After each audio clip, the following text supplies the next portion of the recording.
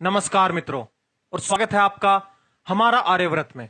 और इस वीडियो में हम आपको बताएंगे सनातन धर्म के बारे में। आखिर क्या है सनातन धर्म, कैसे इसकी शुरुआत हुई, किसने शुरुआत की, कैसे इसका पूरे भारत में विस्तार हुआ। तो चलिए शुरू करते हैं। हम आज बहुत गर्व से राम कथा में या भागवत कथा में कथा के अंत में कहते हैं, बोलिए सत्य सनातन धर्म की जय।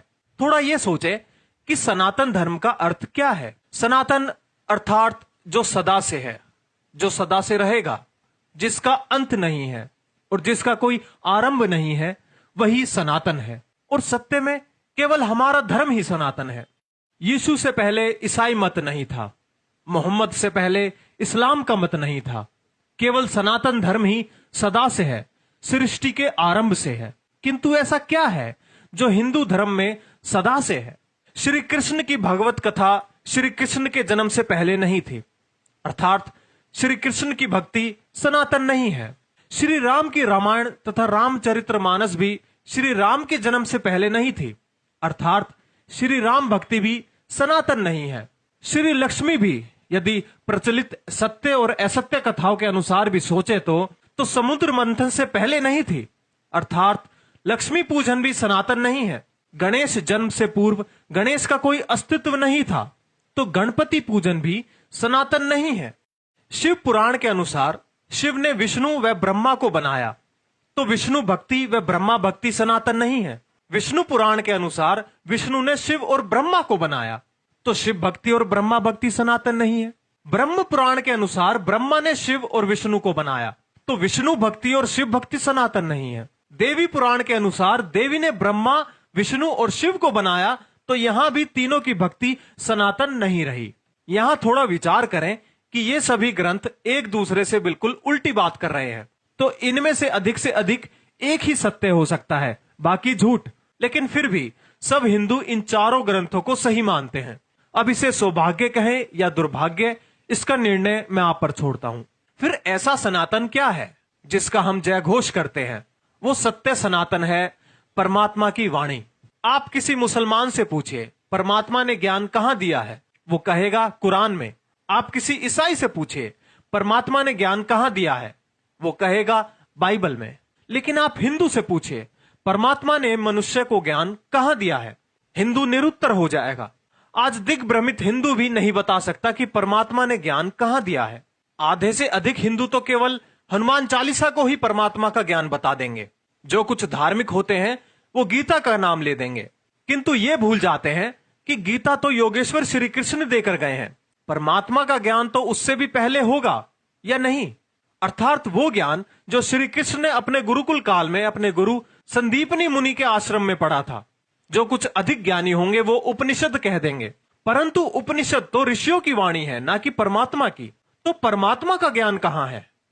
वेद, जो स्वयं परमात्मा की वाणी है, उसका अधिकांश हिंदुओं को केवल नाम ही पता है।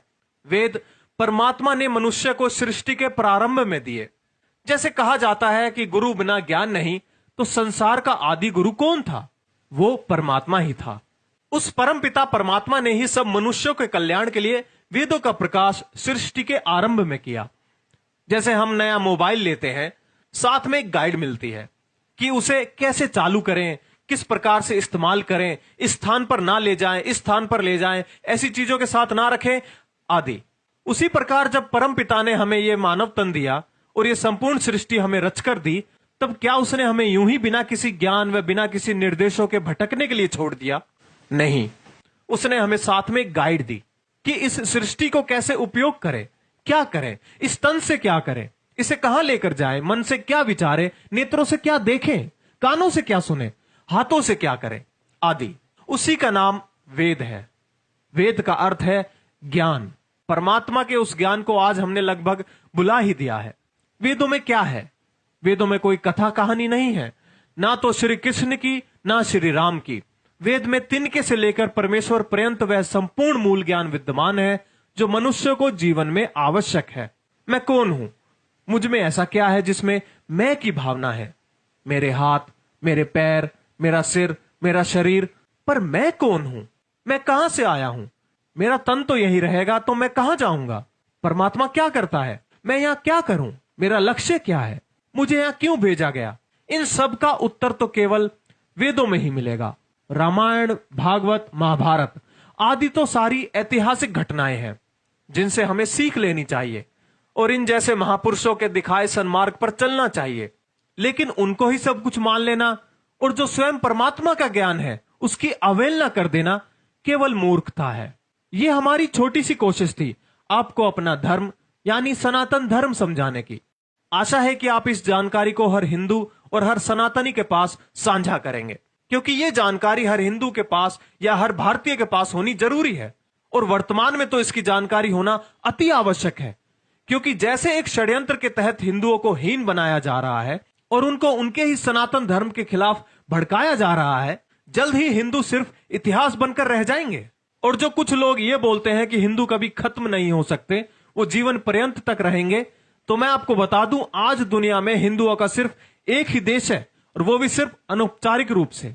पहले सनातन धर्म सिर्फ भारत में नहीं अपितु आधे विश्व में फैला हुआ था, जैसा कि आप इस मानचित्र में देख सकते हैं। लेकिन आज हम बहुत सिकुड़ गए हैं।